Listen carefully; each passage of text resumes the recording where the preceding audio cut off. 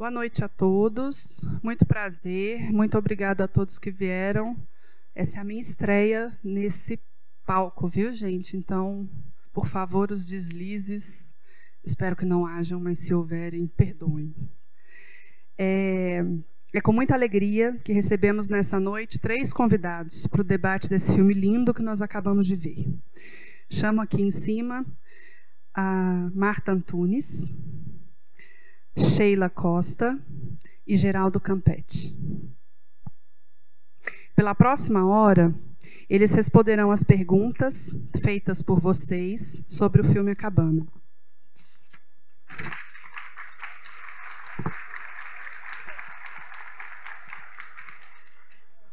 Eu vou relembrar rapidinho 2 regras. Após a pergunta lida, os queridos debatedores terão 3 minutos para cada resposta. E, ao final do debate, cada um dos participantes terá, ao todo, 5 minutos para as considerações finais. Vocês ainda poderão fazer perguntas aos debatedores presentes, basta levantar a mão, que a Patrícia ou a Estela, enfim, levam os papéis e recolhem. Bom, eu tenho aqui algumas perguntas, vieram várias, eu tentei dividir por temas, mas algumas já estão direcionadas. Então, tem 2 aqui, 3. Geraldo, você é o campeão de perguntas direcionadas, vou deixar claro. Acho que a sua fama rodou a cidade. Bom,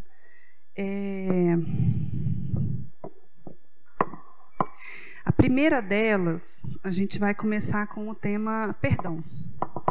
Na sequência, tem uma outra pergunta que eu vou fazer em seguida. A pergunta é a seguinte: perdoar é esquecer? Perdoar quem nos fez mal e continuar lembrando do que nos magoou é antagônico? Como fazer para perdoar? E logo na sequência, nossa, gente, pena que a gente só tem 2 mãos, porque eu queria ter várias. Tem uma pergunta aqui sobre perdão também. Mas, Geraldo, começa respondendo essa pergunta e eu acho a próxima. Boa noite a todos. Uma satisfação estar aqui com vocês, com a Sheila, com a Marta, com a Marina. A questão do perdão é algo muito interessante. Sem dúvida alguma, é a coisa mais difícil da gente fazer. Porque, às vezes, a gente tem dificuldade em olhar para alguém que, de certa forma, nos magoou, nos feriu, nos ofendeu. E perdoar significa se desprender dos sentimentos que, por vezes, nos amarram num rancor, numa ira. O perdão não significa necessariamente esquecimento, porque a gente pode perdoar, mas não esquecer o que aconteceu conosco. O perdão tem a ver com nós não alimentarmos um sentimento de troca, no sentido de ofender, de magoar, de ferir aquele que, de certa maneira, nos tocou por um lado ruim, digamos assim. Então, eu posso não esquecer algo que aconteceu comigo, porque é uma questão até cognitiva, mnemônica, de memória. Vou me lembrar do que aconteceu, mas eu me lembro de maneira em que eu já não me sinta mais ofendido. Isso é que seria o perdão. Não necessariamente esqueço, porque o lembrar para mim é didático, para o meu aprendizado, para o meu crescimento, até para não repetir aquelas emoções ou aqueles sentimentos. Mas o perdão significa eu seguir livre, e eu deixo o outro, inclusive, livre. Isso é muito bem mostrado no filme, de uma forma assim bem interessante, em muitos casos simbólico, não é? Mas é muito bonito. O perdão é libertação.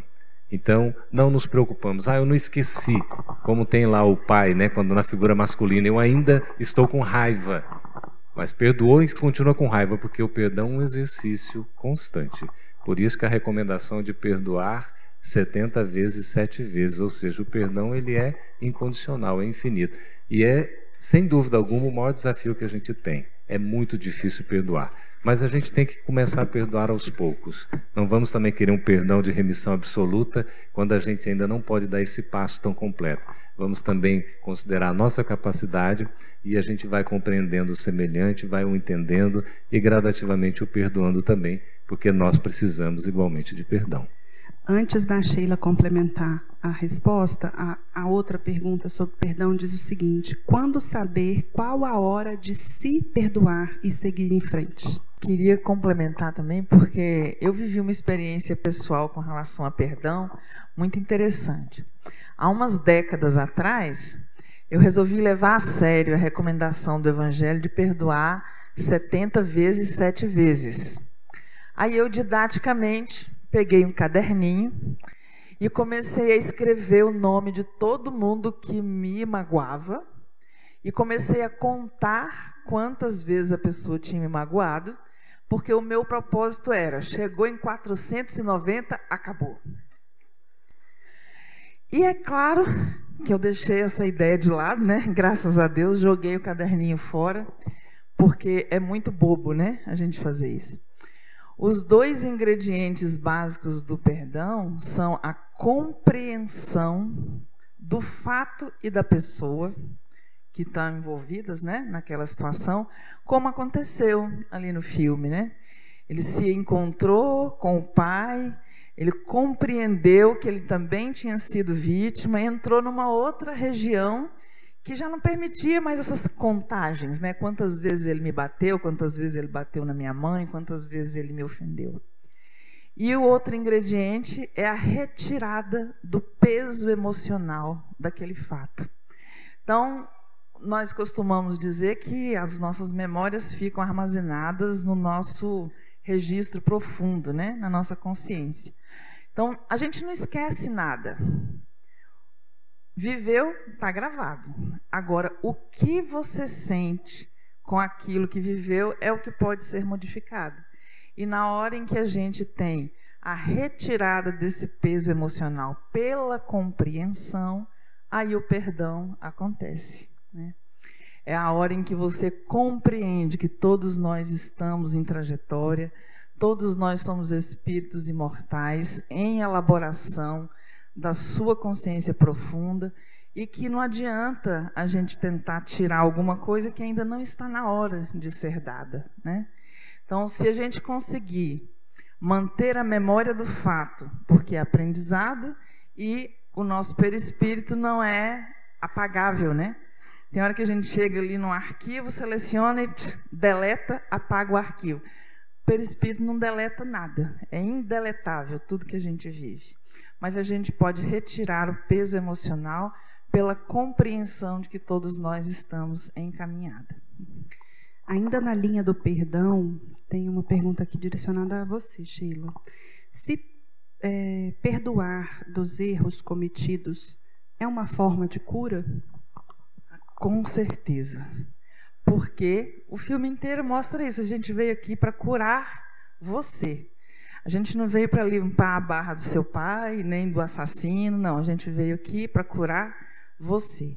Porque na hora em que a gente fica na região da mágoa, do ressentimento, nós desarmonizamos a nossa energia totalmente, né? Tanto a nossa energia interna quanto a nossa emissão de energia para o ambiente. E a gente faz isso através do nosso eletromagnetismo pessoal, né? As nossas ondas vibratórias estão correndo no ambiente por onde a gente vai. Se nós temos aí a mágoa, o ressentimento, o rancor, com certeza nós estamos atrapalhando essa nossa harmonia eletromagnética. E aí nós entramos em déficit para conosco mesmos e para com o nosso próximo. Então, apesar de ser difícil, o primeiro passo precisa ser dado, né? E com muita verdade, muita autenticidade. Tá, eu perdoei, mas eu continuei sentindo raiva. A gente tem dificuldade de dizer, né? Principalmente pessoas que são mais ligadas ao contexto religioso e tudo. A gente aprende que a raiva é uma coisa ruim. quando na realidade ela é uma emoção que precisa ser legitimada e controlada para ela se transformar em iniciativa, em atitude, porque a origem é a mesma, só que a maneira de se apresentar é diferente, né? Então, perdoar é sim caminho de cura, com certeza. Bom, nessa mesma linha, podemos seguir uma pergunta aqui. Eu não sei, a gente cita o nome de quem fez a pergunta? Não é necessário? Ok. Como ter forças para seguir em frente quando você se sente destruído por dentro? Está aberta a todos os debatedores. Marta, eu acho que você podia começar por essa. Como ter forças para seguir em frente quando você se sente destruído por dentro?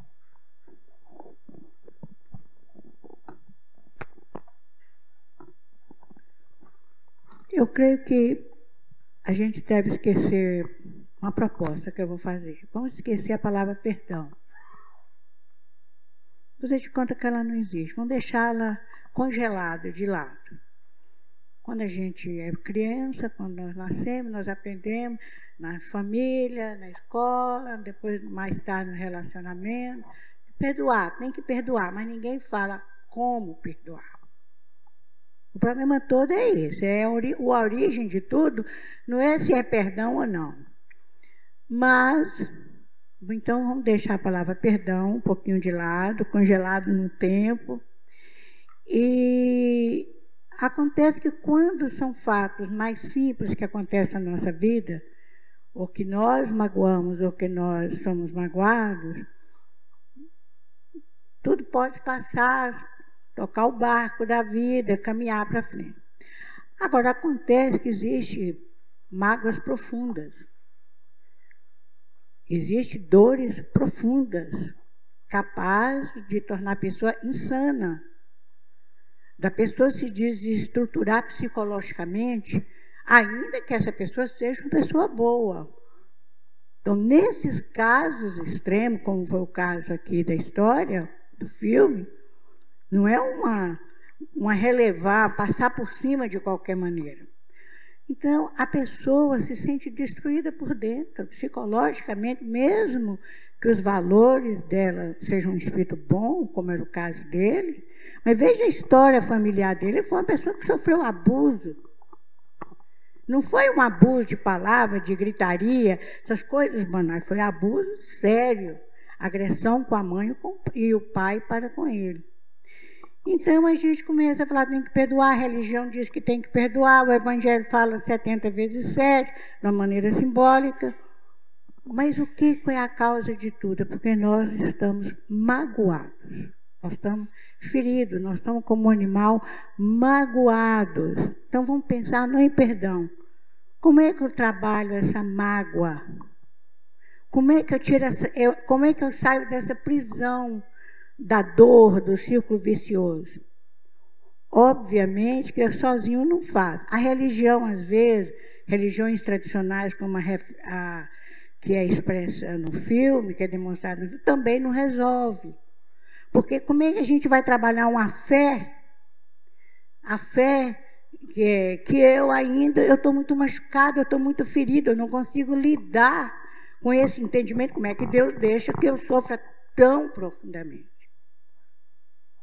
Então, a solução é buscar realmente trabalhar essa mágoa, seja em família, seja no grupo de amigos, seja no templo religioso, seja numa casa espírita, é aprender a lidar com a mágoa, porque a mágoa é profunda. E a mágoa não é só porque a pessoa nos ofendeu, porque nós também ofendemos. Então, não é só o perdão para o outro, mas também o auto-perdão. A partir do momento que nós conseguimos administrar a mágoa, não há mais raiva, aquilo deixa de existir, desfaz no ar. Então, o perdão surge naturalmente. O perdão, ele surgiu como uma necessidade para espíritos de inferior a mediana evolução. Porque espírito superior, o perdão, eles não precisam do perdão, porque nada atinge eles. Se nada atinge eles não têm mágoa. Se não tem mágoa, eles não têm o que perdoar. Não atinge a gente também não, né, Martinha? Como nós já somos espíritos superiores, a gente como nós não somos espírito superior, nós não temos que aprender a perdoar. Nós temos que aprender a trabalhar a mágoa. Porque a hora que a gente aprende a trabalhar essa mágoa, existe uma forma muito simples. Fazer um bem ao outro. Começa dando uma roupa usada, começa coisas banais, digamos assim.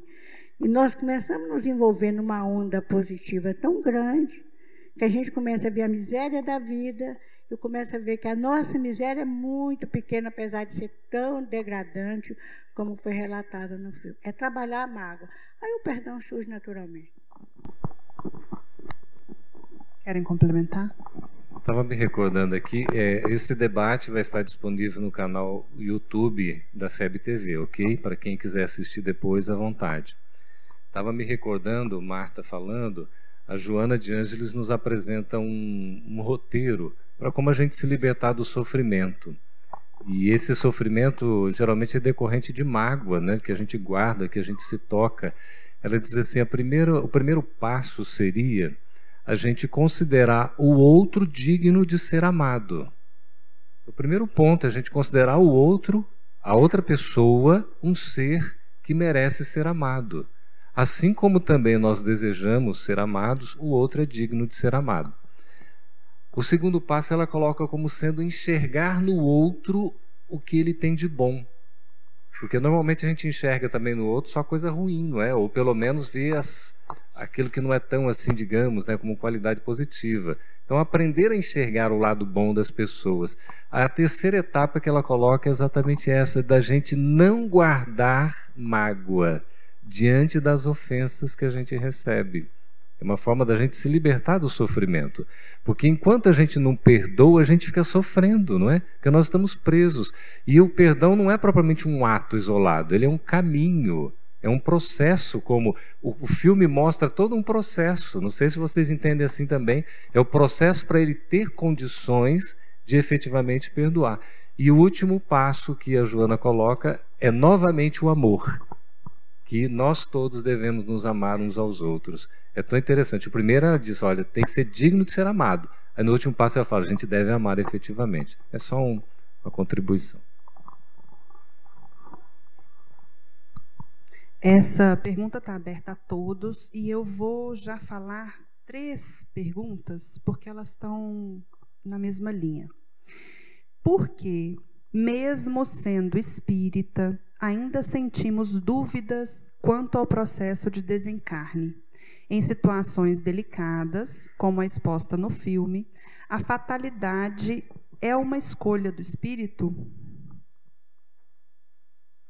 Em seguida, tem mais 3 relatos que são o seguinte. Perdi meu filho há 8 anos, o espiritismo me ajuda a me levantar, porém, às vezes, ainda bate um desespero. E o porquê disso tudo?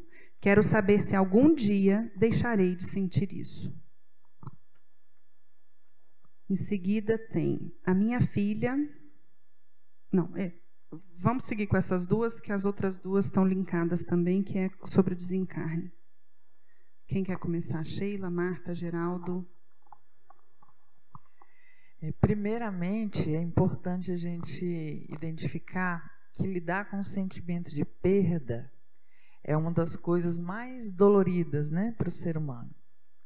Principalmente porque a gente acredita que tenha.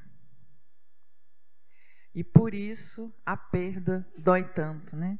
Que é meu filho, minha filha, meu marido, meu irmão, meu pai, minha mãe.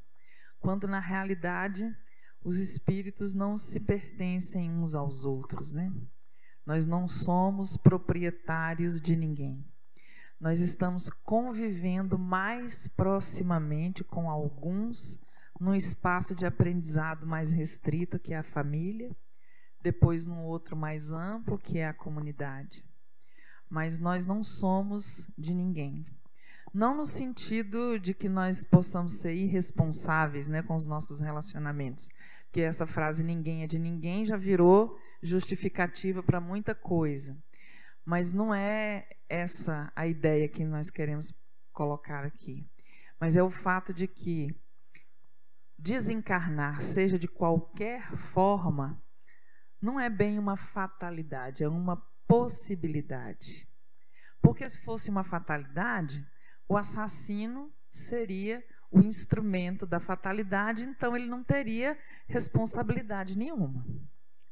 Então ninguém nasceu para assassinar ninguém, nem nasceu fadado a cometer um crime. Mas é como o Papa coloca no filme, né?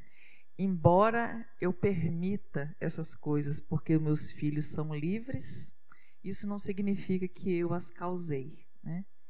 E muitas vezes, para não lidar com o próprio sentimento de frustração, a gente joga esse sentimento na direção de Deus, dizendo que se ele existisse, isso não teria acontecido.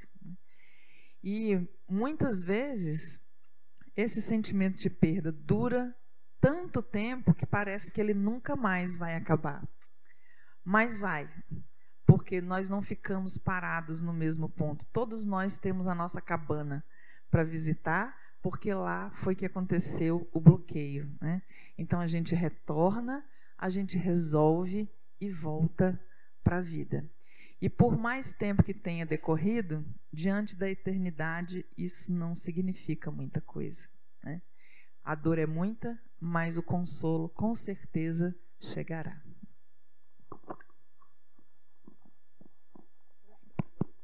Bom, a morte é uma fatalidade. Ninguém vai virar semente aqui.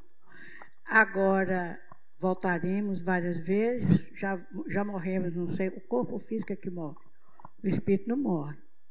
Agora, como vamos morrer, que foi, eu estou sempre fazendo correlação com o filme, né?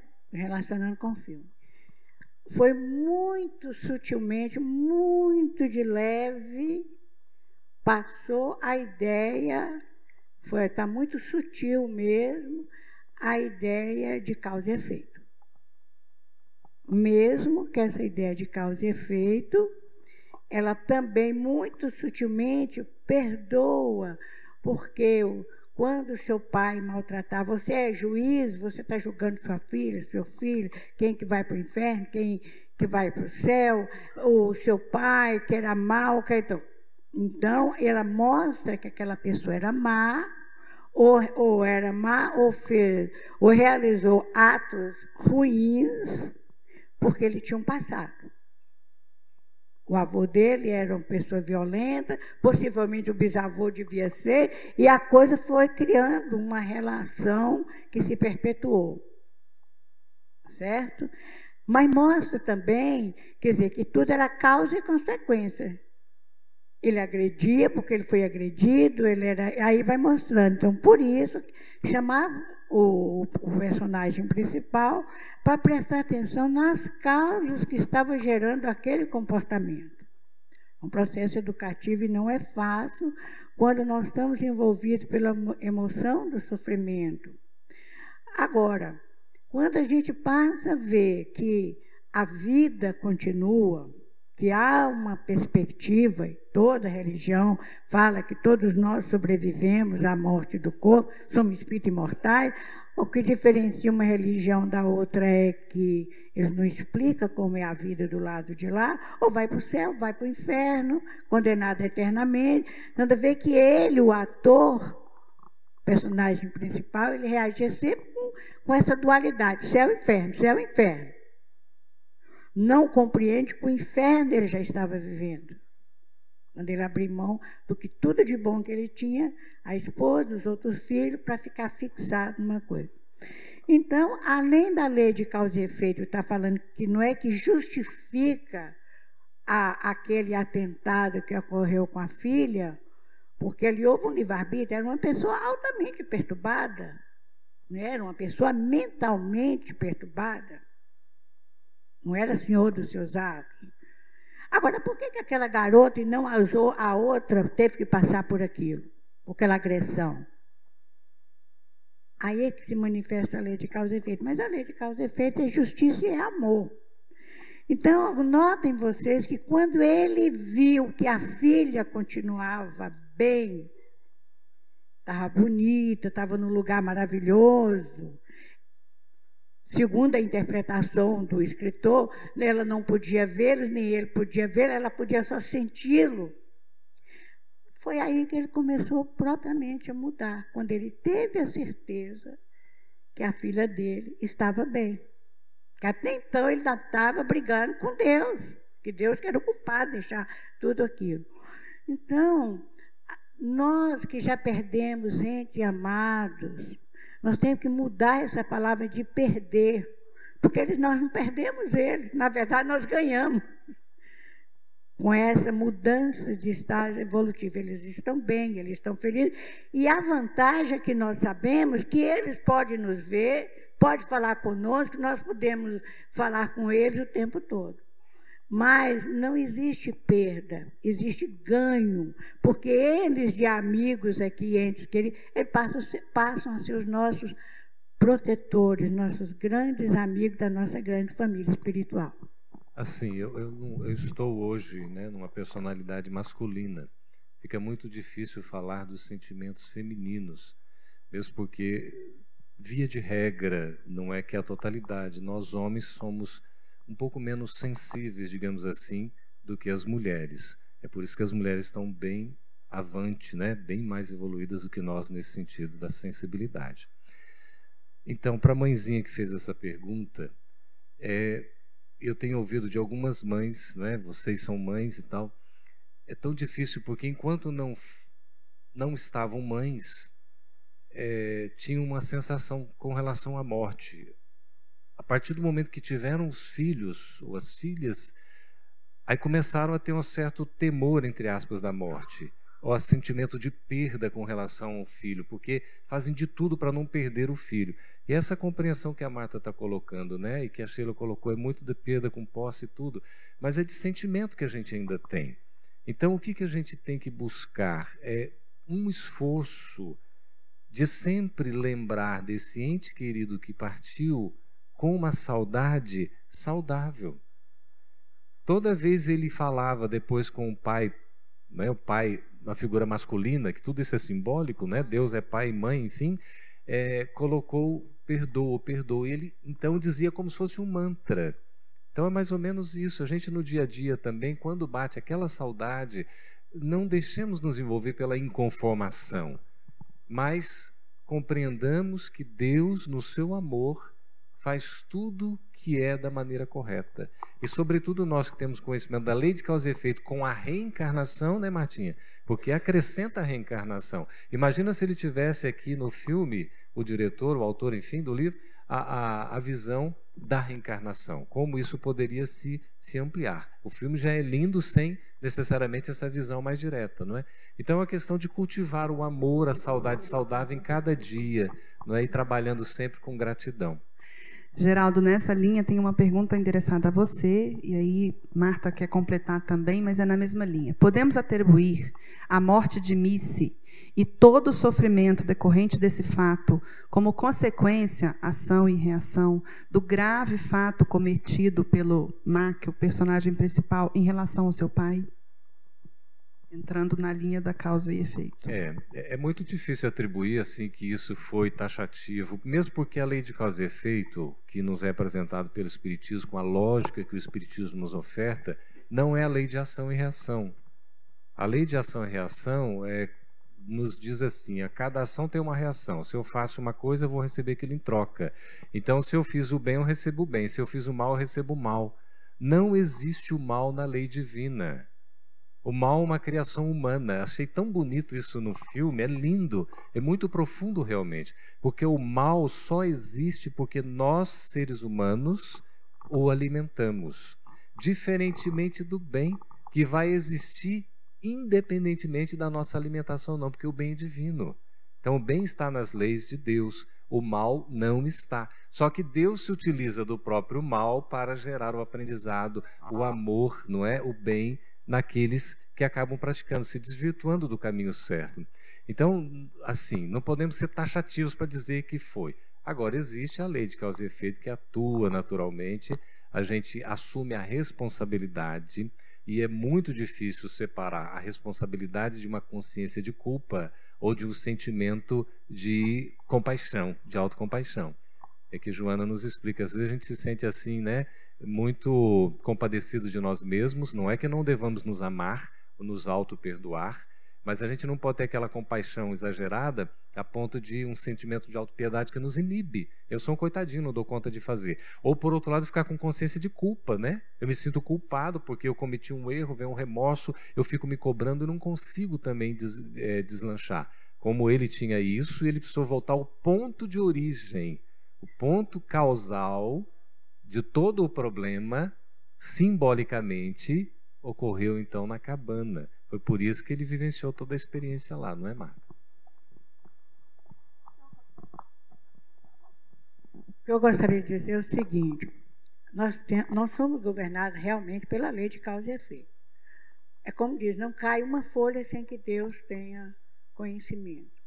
Mas veja bem, nós temos que interpretar direitinho como é que é esse governo dessa lei. É uma lei que é governada pela justiça, mas é também pela misericórdia, pelo amor. E a lei de causa e efeito não é aquela, você fez isso, vai receber isso de volta. Você matou pela espada que feriu, pelo um tiro, vai morrer por isso. Não é bem assim a coisa que funciona, não. Porque a lei, ela pode não, a lei de causa e efeito, ela manifesta o tempo todo como uma lei de amor. Então, se nós somos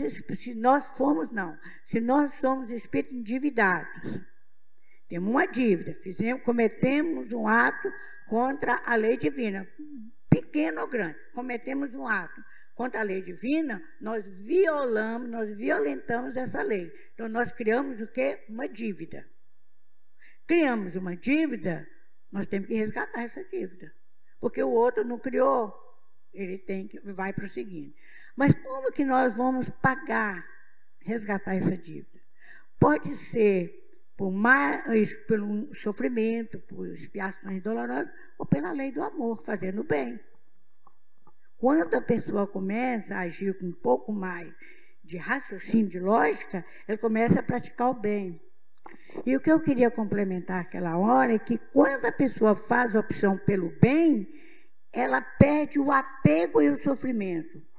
Teve uma fase, na época que o Chico Xavier estava recebendo aquelas mensagens de jovens que tinham desencarnado, alguns em situações bem graves. Então, se vocês pegarem aqueles livros, não são muitos, vocês vão ver que há uma tônica em todos, um conselho que os filhos dão aos pais que estavam sofrendo profundamente porque eles desencarnaram. Acolham outros filhos, ajudem outros filhos, vá em direção àqueles órfãos, àqueles que estão sofrendo, porque na medida que ele iria buscar o que sofre, os órfãos, aqueles que eram os deserdados da sorte do mundo, eles iam ao mesmo tempo se curando, formando cicatrizes, amenizando aquela sensação de perda até eliminar. Então, isso é lei de amor. Isso é lei de amor. E a lei de causa e efeito sendo tratada com amor e não naquele sofrimento desesperador que muitas vezes imagina. Bom, temos duas outras perguntas aqui que elas se completam de formas diferentes. Por que não temos a oportunidade de encontrarmos nossos entes queridos desencarnados, em especial quando o desencarne ocorre na fase infantil dos nossos entes? Parece-me ser um grande alívio para o pai ver que sua filha estava bem no mundo espiritual. Já em seguida tem uma outra pergunta que completa um pouco isso. A minha filha fez a passagem aos 24 anos, porém, nos meus sonhos, ela aparece sempre como criança, entre 6 e 7. Há alguma explicação para isso? Quem quer começar, Sheila? Posso? Por favor. É interessante a gente observar, assim como ele viu, né, a filha do outro lado, já bonita, né? Recomposta, sem nenhum sinal de sofrimento, os nossos entes queridos, muitas vezes eles nos procuram quando já estão em estado de equilíbrio, né? E na maioria das vezes as pessoas passam por processos de perturbação, maior ou menor no tempo, e ficam em condições de tratamento, né? De recomposição energética, vibratória, consciencial, no plano espiritual. Quando esse reencontro é considerado já terapêutico, tanto para quem foi quanto para quem continua aqui, ele é possível e ele é feito de maneira assistida, para que os impactos emocionais não sejam muito fortes nem abalem de novo o espírito que está se reequilibrando. E muitas vezes a gente não se lembra desses encontros, porque eles são promovidos durante o nosso sono. A gente se prepara mal para dormir, né? A gente dorme na frente da televisão, olha na tela do celular, sem parar para meditar, para preparar para esse momento de emancipação da alma, que pode nos trazer lembranças muito profícuas e muito boas. Então, se a gente se preparar mais, provavelmente a gente vai se lembrar mais também. A gente vai estar no estado de lucidez que permita a gente se apropriar dessas informações, né? E o espírito pode se apresentar para nós de diferentes maneiras. Ele não está preso mais no mundo das formas como nós estamos, né? Pelo seu poder mental, ele pode assumir a aparência que seja para ele a mais adequada. E isso não está preso nem na idade, nem na forma. Não, aquilo pode ser recomposto de uma maneira bem apropriada para aquela relação que está recomeçando de um novo ponto, né? Sheila, você tem às vezes a aparência com que o espírito se mostra, tanto que, por exemplo, pode estar agradando ao próprio espírito, como uma lembrança que agrada ao ente querido que permaneceu, não? E com certeza, porque inclusive meu pai, ele já desencarnou e ele era fumante e eu detestava o cheiro do cigarro. Mas quando ele se apresenta para mim, eu sinto o cheiro do cigarro, que era para ser assim, inequívoco, né? Não tem dúvida que é exatamente ele, né? Então, é uma memória que faz sentido para nós dois, né? Então, isso pode ser resgatado de diferentes maneiras, porque o espírito já não está mais preso no mundo das formas densas como nós estamos. É bem interessante essa análise. André Luiz tem outra posição, um pouquinho diferente. Obviamente, quando nós estamos numa fase que a gente não sabe o que acontece do lado de lá, que a gente não tem muito conhecimento, as coisas são muito simbólicas, então tem essas, aparece na forma da criança que era, porque o espírito também leva um tempo para voltar à forma adulta, né? Mas tem uma coisa muito interessante naquele livro Ação e Reação, em que André Luiz fala que durante a noite houve um atendimento e a pessoa que era encarnada, que foi objeto do atendimento, do resgate, vamos dizer assim, ele estava sendo atacado, o encarnado estava sendo atacado por uns espíritos. Então veio um benfeitor, 2 benfeitores espirituais, e afastaram aqueles espíritos, tiraram aqueles espíritos e trouxeram a pessoa que estava encarnada para o corpo físico. Ele acordou, e quando ele foi relatar o sonho que ele teve, ele relatou que vieram 2 policiais armados e atacaram os bandidos e botaram os bandidos na prisão. Foi nada daquilo. Foi nada.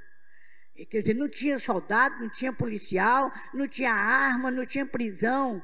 Eram benfeitores que estavam evitando que aqueles espíritos perseguidores atingissem.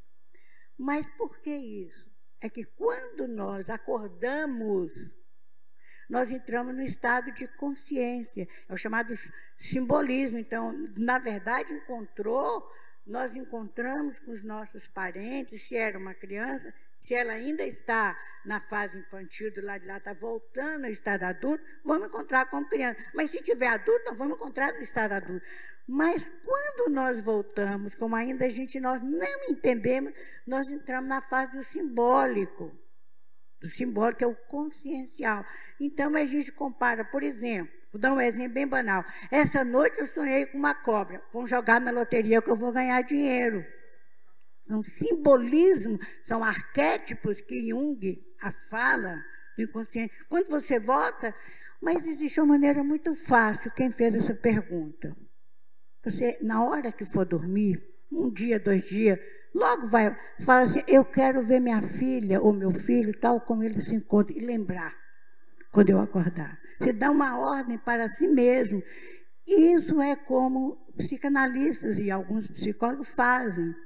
Você ordena para si mesmo que você quer lembrar do que você viu do lado de lá ao encontrar. Não vê mais aquela criança que já tem 30, 40 anos que a pessoa desencarnou, não pode ser mais uma criança.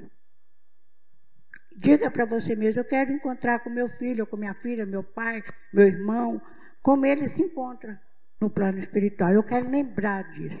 E você vai lembrar. Bom, tem 2 perguntas aqui que mudam um pouquinho o tema. As 2 estão direcionadas a você, Geraldo. A primeira é, como a doutrina explica o coma? É daquela forma mesmo? Seria um exemplo? E a segunda vem, o ritual do enterro dos mortos é necessário por causa do nosso estágio evolutivo? Vou começar pela segunda. A doutrina espírita, ela respeita toda a compreensão, o entendimento, seja os mais diferenciados possíveis, sobretudo quando expressa uma fé, uma crença. Então as pessoas acreditam. Na questão do enterro, você tem um momento, né, para até fazer seu velório, acompanhar aquilo. Existe uma crença de que as pessoas estão ali fazendo um apoio vibracional ou estão numa atitude de respeito. Existe aí a questão cultural também. Tudo isso é importante. Para o espiritismo, a gente sabe que o espírito, ele às vezes não se liberta com tanta facilidade. Ele leva um tempo para se libertar. Então, recomenda-se, Emmanuel inclusive fala num período aproximado, né, de algumas horas, né, às vezes 12, 36 horas, enfim, para que possa haver o sepultamento, a depender da situação do espírito. Por quê? Porque o espírito vai se libertando aos poucos. Então, pode ter alguma relação direta com uma possível vinculação, um apego ao corpo e sentir alguma coisa. O mais importante é a nossa postura no velório, por exemplo, de nós que estamos acompanhando. Uma postura de equilíbrio, uma postura de oração, de silêncio, de coisas assim que elevem a gente, inclusive uma preparação do ambiente, porque o espírito pode estar ali. A gente já participou, por exemplo, de velório, que você vê o espírito caminhando, ele não está nem vinculado ao corpo, ele já está liberto, ele está até vendo o que está acontecendo ali, né? Outros casos ainda tem alguns fios, né, alguns laços perispiríticos que precisam ser desligados. Então, por isso a postura da oração é muito importante, não é? Então, essa questão da desencarnação é uma questão muito delicada. Não existe 2 desencarnações idênticas, assim como não há 2 reencarnações idênticas. A gente tem que considerar cada caso, mas sempre com respeito. É necessário, inclusive, o luto. O luto tem um sentido também que a gente precisa respeitar. Isso aí é tudo, o espírito já se desprendeu, já foi embora, para que isso? Não. Existe um luto que a gente precisa fazer, inclusive para nós mesmos nos desprendermos gradativamente ou saber se equilibrar para ter o amor devido àquele que partiu antes de nós. Quanto à outra questão do coma, o que acontece? O coma, o espírito é o ser inteligente, ele é imortal. Apenas o que morre é o corpo físico. Quando o corpo ele está ativo, como o nosso aqui, o espírito está diretamente vinculado. Então, o laço perispirítico que une o espírito ao corpo, ou seja, a nós mesmos, a individualidade, é um instrumento que a gente utiliza para a nossa manifestação junto ao ambiente físico, o ambiente externo, ele está num laço bem, digamos assim, tenso. Nós estamos bem ativos, vigilantes. Se o corpo está no estado de dormência, esse laço tende a se afrouxar. Então há um semidesprendimento. Por isso que o estado de sono é um exercício para a chamada desencarnação. Porque Porque a desencarnação efetiva é quando realmente o espírito se liberta totalmente, já não há mais nenhum vínculo com o corpo físico. E o sono ele vai permitindo esse exercício, porque é um desprendimento parcial. O coma vai ser um desprendimento mais intenso do que o sono que a gente tem toda noite, porque o coma ele geralmente é mais prolongado e o espírito continua ativo, continua inteligente e percebendo tudo que está acontecendo ao redor. O filme mostra de maneira muito curiosa, muito interessante, porque você fica na dúvida, aconteceu ou não aconteceu? Ele sonhou meramente ou ele teve um desprendimento de experiência espiritual? O acidente foi antes ou foi depois? Não é? Então fica aquele negócio, o acidente aconteceu antes, ele estava em coma, toda a experiência que ele teve, nos parece ali a experiência espiritual, foi em coma. Então a gente vê a riqueza desse momento. Inclusive a pessoa pode passar anos em coma e depois retornar à vilegiatura carnal, pode inclusive retornar à vida e ter uma vida por mais alguns anos ainda, mais algum tempo. Ou pode depois até se desprender completamente. Agora, vale dizer, o coma tem um significado, tem um sentido. Por isso não se recomenda o desligamento e tudo, não é? Aí com a questão da eutanásia, ortotanásia, tudo isso já são outras questões que a gente precisa ver também com cuidado. Bom, nosso tempo está acabando. Nós vamos para as últimas duas perguntas. E elas são bem complementares. Qual a visão do Espiritismo para a Trindade, Pai, Filho e Espírito Santo? Como representamos o Espírito Santo? E a segunda é, como o filme fala muito em passado, presente e futuro, poder-se-ia interpretar a Trindade também como passado, presente e futuro? Quem quer começar?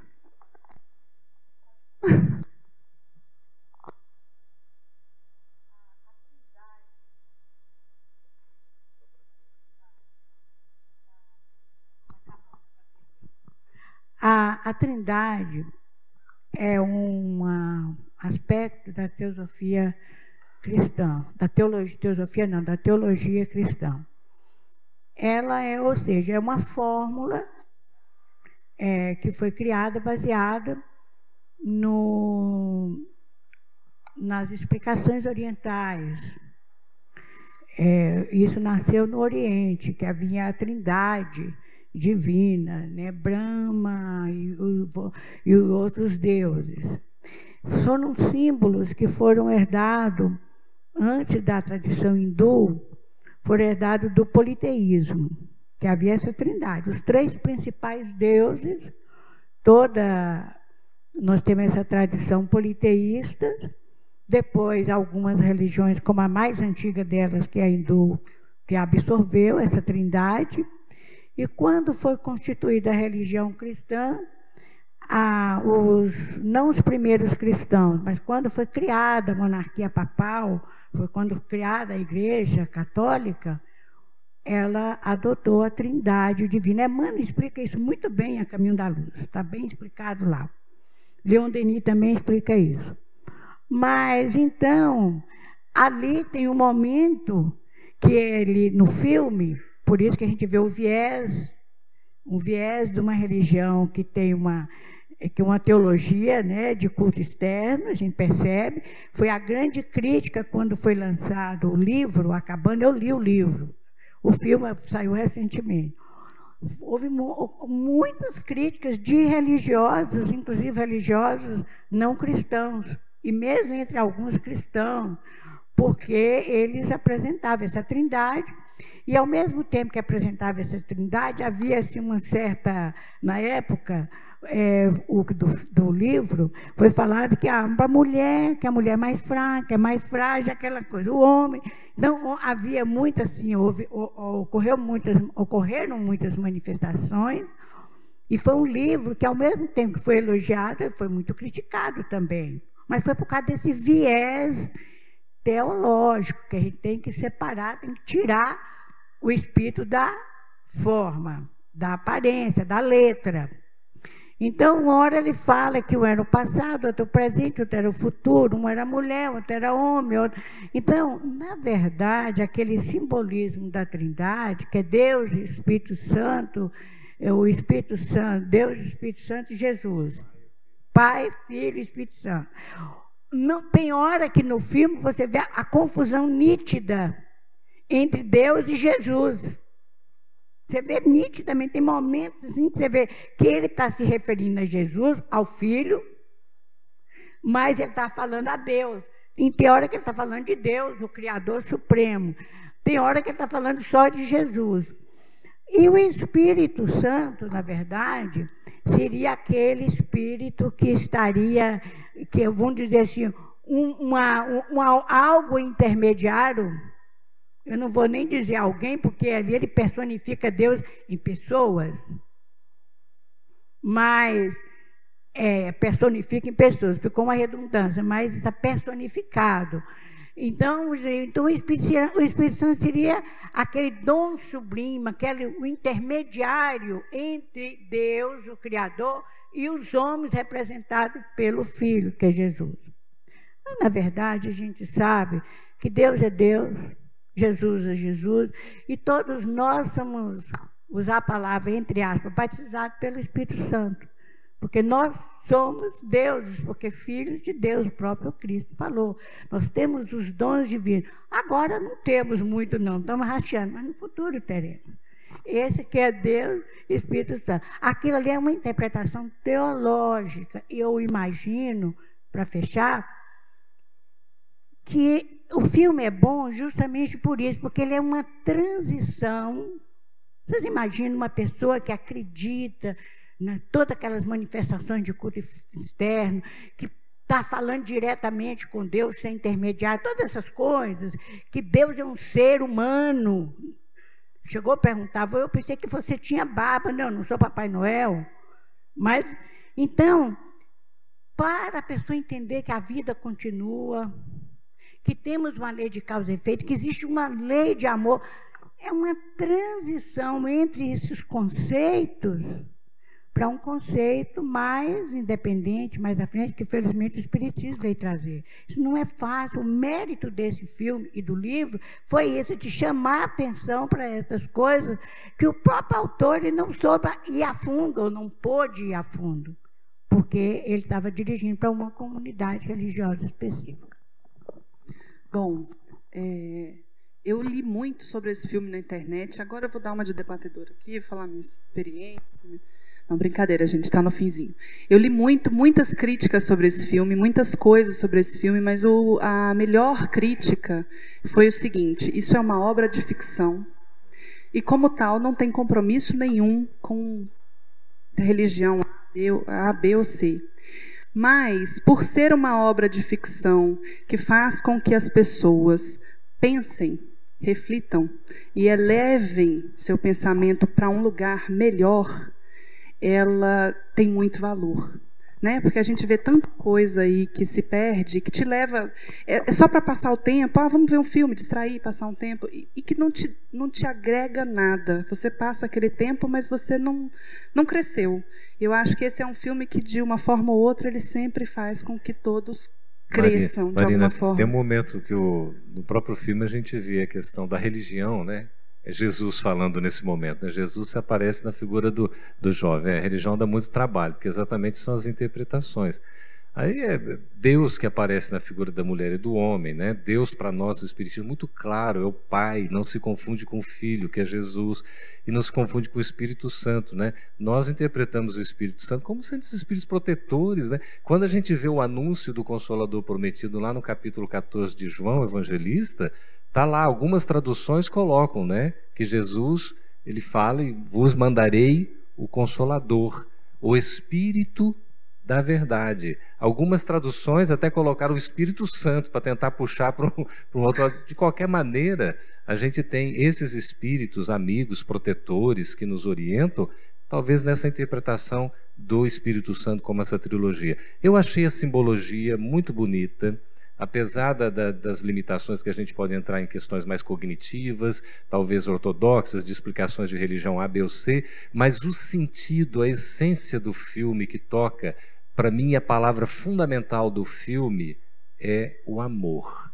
A compreensão do amor, da lei de amor na nossa vida. E como esse amor atua no sentido de nós estabelecermos todas as relações de fraternidade, de solidariedade, de compreensão para com o nosso semelhante.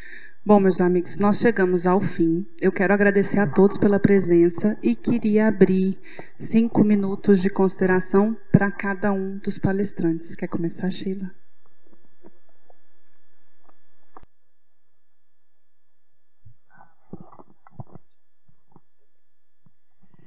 Bem, esse filme, ele para mim significa muito uma alegoria da nossa jornada evolutiva, né? Nós saímos do medo para a vingança, depois para a consciência, para a compreensão e para o amor, né? Essa trajetória está bem colocada ali. E é como se fosse um pouco a história de cada um de nós. Quem é que nunca foi agredido? Quem é que nunca foi machucado? Quem nunca sentiu medo? Quem nunca teve raiva nem vontade de se vingar e efetivamente não fez isso, né? Acho que todos nós já podemos ter passado por essas etapas e estamos caminhando agora para a etapa de compreensão até chegar no amor, que é o que vai redimir todos nós, né? Então, se a gente falar de temas como esse, em vez de ficar todo mundo falando do carro que caiu no penhasco, do tanto de tiro que a pessoa deu, já é um progresso gigantesco. A ideia de Deus é uma coisa tão complexa para a nossa pequenez evolutiva que nós precisamos de todas as metáforas e alegorias possíveis e ainda vão ficar faltando algumas para a gente chegar a efetivamente compreender isso, né? É uma ideia grande demais. Mas não tem como a gente se reconciliar e se afinizar com a ideia de Deus se nós não estivermos em paz conosco mesmos e com o nosso próximo, que é o que se mostra no filme, né? Ele se desculpa, eu fiz aquilo com meu pai porque eu era criança e eu tinha medo, e eu queria proteger a minha mãe, mas eu me desculpo meu pai e me reencontro com Deus, né? Então, o nosso processo de equilíbrio é mais ou menos isso, é a gente chegar num ponto de autocompreensão tão grande em que a gente não fale mais de culpa e castigo, mas de responsabilidade e de reparação. E que a gente se reconcilie com o próximo de tal maneira que a gente entenda que todos nós somos irmãos, tanto no bem quanto no desequilíbrio.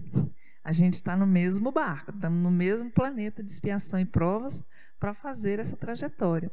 E quando a gente tiver com essas duas harmonias, aí a trindade se completa, porque nós vamos nos harmonizar com a ideia de Criador, né? Aí fecha o nosso ciclo.